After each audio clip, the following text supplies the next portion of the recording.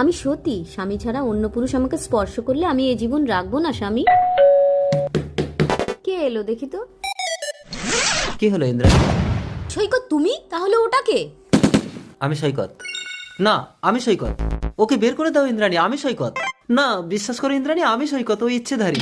হে ভগবান, তুমি আমার সতীত্ব রক্ষা করো, তুমিই বলে দাও আসল সৈকত কে। ওং ভ্রর। আমি বলছি, মোটর বাবা। সেদিন আমি সাধনা মগ্ন। পিপাসায় বুক ফেটে যাচ্ছে, একটু জল।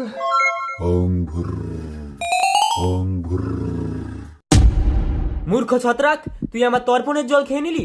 আমি তোকে অভিশাপ দিলাম, তুই পিপাসায় মরবি। মোটর বাবা, প্রচন্ড পিপাসায় বুকটা ফেটে যাচ্ছিল, তাই আপনার তর্পণের জলটা খেয়েছি। দয়া করে আমাকে অভিশাপ দেবেন না। ঠিক আছে, তুই যদি কোনো সতী স্ত্রীর বুকে দুগ্ধ পান করতে পারিস তবেই তুই অভিশাপ মুক্ত হবি। তা কি করে সম্ভব বাবা? আমি তোকে ইচ্ছেধারী আশীর্বাদ দিলাম, তুই মহাসতী ইন্দ্রাণীর স্বামী সৈকতের রূপ ধারণ করতে পারবি।